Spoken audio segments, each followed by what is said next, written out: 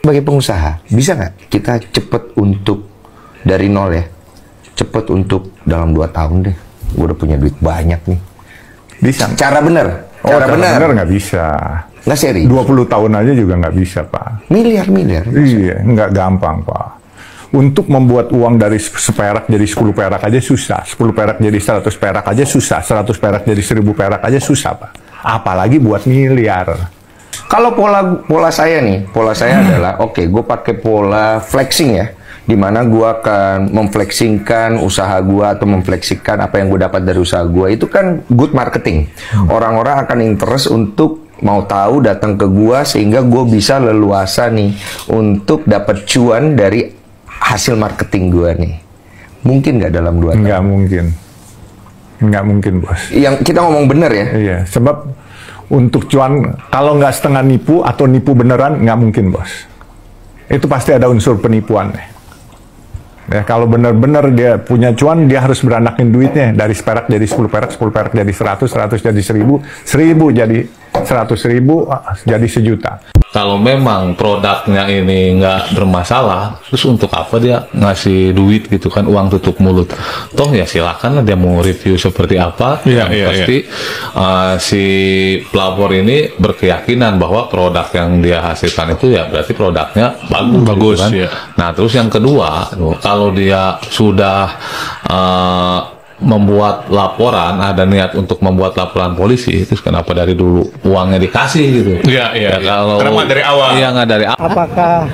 Apakah terlapor akan diperiksa segera atau seperti apa, Bang? Ya proses diikutin aja lah, pasti diperiksa. Pasti ya, pasti diperiksa.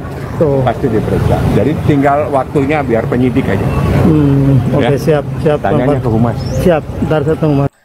Berdasarkan dari pasal 2 dan pasal 3 Undang-Undang Nomor 11 Tahun 1980 tentang tindak pidana suap, yang memberi dan yang menerima ini sama-sama dikenakan pidana.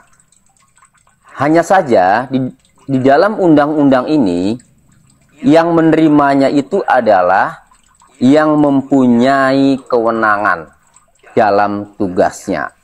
Arti yang mempunyai kewenangan dalam tugasnya itu berarti pegawai negeri atau penyelenggara negara. Nah, mengenai tindak pidana suap juga diatur di dalam Undang-Undang Tindak Pidana Pemberantasan Korupsi atau Tipikor, di mana diatur juga di dalam pasal 5 ayat 1 huruf A, B dan ayat 2. Pasal 6 ayat 1 huruf A, B dan ayat 2, pasal 11, pasal 12 huruf A sampai dengan huruf D, dan pasal 13 Undang-Undang Tindak Pidana Pemberantasan Korupsi. Unsur-unsur tindak pidana korupsi mengenai suap itu diantaranya adalah memberi sesuatu atau menjanjikan sesuatu. Jadi memberikan atau menjanjikan sesuatu kepada pegawai negeri atau penyelenggara negara. Nah, jadi yang diberi itu pegawai negeri atau penyelenggara negara. Nah, kemudian menerima pemberian, hadiah atau janji. Jadi menerima pemberian, menerima hadiah, atau dijanjikan juga itu termasuk suap. Nah, kemudian karena atau berhubungan dengan sesuatu yang bertentangan dengan kewajiban, dilakukan atau tidak dilakukan dalam jabatannya. Jadi yang dilakukan itu bertentangan dengan tugas atau kewajibannya. Jadi kalau melakukannya itu bertentangan dengan tugas dan kewajibannya. Kalau ia tidak melakukan, itu juga bertentangan karena secara aturan harusnya melakukan, ini tidak melakukan. Apa contohnya? Contohnya misalnya harusnya ditangkap, ini tidak ditangkap karena ada sesuatu, karena disuap. Jadi seharusnya itu ditangkap, tetapi tidak ditangkap. Berarti tidak melakukannya itu bertentangan dengan tugas dan kewajibannya. Gitu.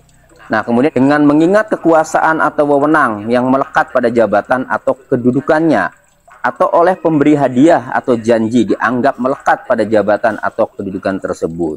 Yang menerima suap ini mempunyai jabatan atau kedudukan. Dengan suap itu, ini akan mempengaruhi keputusan atau perlakuan dari jabatan atau kedudukan yang melekat itu. Kemudian patut diduga bahwa hadiah atau janji tersebut diberikan untuk menggerakkan agar melakukan atau tidak melakukan sesuatu dalam jabatannya yang bertentangan dengan kewajibannya. Nah, jadi yang menerima suap ini sadar betul bahwa pemberian suap itu untuk mempengaruhi baik agar melakukan atau agar tidak melakukan atau mempengaruhi keputusannya.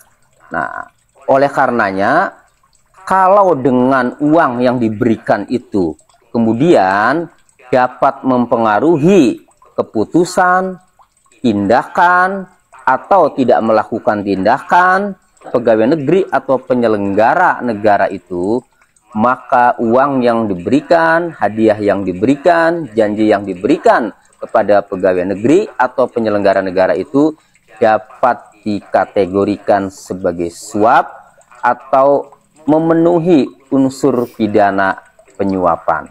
Jadi kesimpulannya bisa dikatakan suap apabila yang menerima uang, yang menerima hadiah, yang menerima janji itu adalah pegawai negeri atau penyelenggara negara yang berakibat mempengaruhi keputusan atau tindakan seorang pegawai negeri atau penyelenggara negara itu. Kemudian, apakah Mail dan Nikita Mirzani itu pegawai negeri atau penyelenggara negara? Jelas bukan. Sehingga kesimpulannya uang yang mengalir atau uang yang diberikan oleh Dr. Reza Gladys yang diterima oleh Mail dengan tersangka Mail dan Nikita Mirzani bukanlah uang suap, bukanlah tindak pidana penyuapan. Gila, ini bakalan seru banget nih. Karena kan sekarang Nikita jadi tersangka ya guys. Tapi nggak cukup sampai di situ. Bukan itu tandanya bahwa Nikita bersalah, enggak. Jadi tersangka belum tentu bersalah. Nanti kan ada pengadilan dan akan mengeluarkan bukti-bukti dari kedua belah pihak nih. Ya kan? Apakah dari kedua belah pihak ini bukti-bukti dan saksi-saksi yang dikeluarkan nanti di pengadilan akan lebih memberatkan untuk kasus pemerasan atau penyuapan. Nah itu penyuapan, penjebakan ya, dan juga mesti diselidiki semuanya. Mesti diselidiki semuanya. Kenapa harus membuat jebakan dengan terus menelpon ya? Kalau benar seperti yang katanya Nikita tadi, menelpon. Jadi kalau orang memeras itu kan kita yang ditelepon orang, kita yang diancam. Jadi kita menerima telepon. Biasanya seperti itu kalau pemerasan. Ayo, kalau kamu nggak mau bayar saya akan bla bla bla bla bla bla. Baru kita transfer.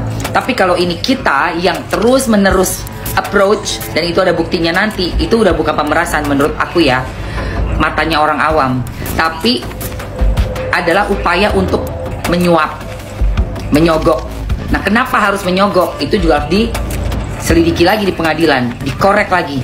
Ada apa dengan bisnisnya? Ada apa dengan latar belakangnya sampai harus mencari Nikita Mirzani, ya kan? Sampai melalui Mail bertanya soal harga, menawarkan harga, sehingga terjadilah transferan sejumlah 4 miliar tersebut.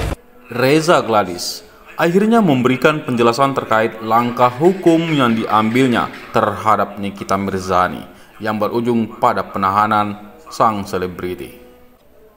Keputusan ini berkaitan dengan laporan yang dibuat Reza mengenai dugaan pemerasan, pengancaman, dan tindak pidana pencucian uang atau TPPU dengan nilai kerugian mencapai 5 miliar rupiah. Dalam kesempatan tersebut, Reza menyampaikan rasa terima kasihnya kepada Polda Metro Jaya yang telah menanggapi laporannya dengan cepat. Lebih lanjut, Reza menegaskan bahwa langkahnya untuk membawa permasalahan ini ke ranah hukum bukan bertujuan untuk memperkeruh suasana. Ia menegaskan bahwa ia hanya berusaha mencari keadilan. Saat ditanyai mengenai rencana Nikita Mirzani untuk mengajukan penangguhan penahanan, Reza memilih untuk tidak memberikan komentar lebih lanjut dan menyerahkan sepenuhnya kepada penyidik. Terkait kemungkinan adanya penyelesaian damai antara dirinya dan Nikita, Reza juga tidak banyak memberikan komentar. Ia pun menegaskan bahwa ia akan menghormati jalannya proses hukum yang sedang berlangsung.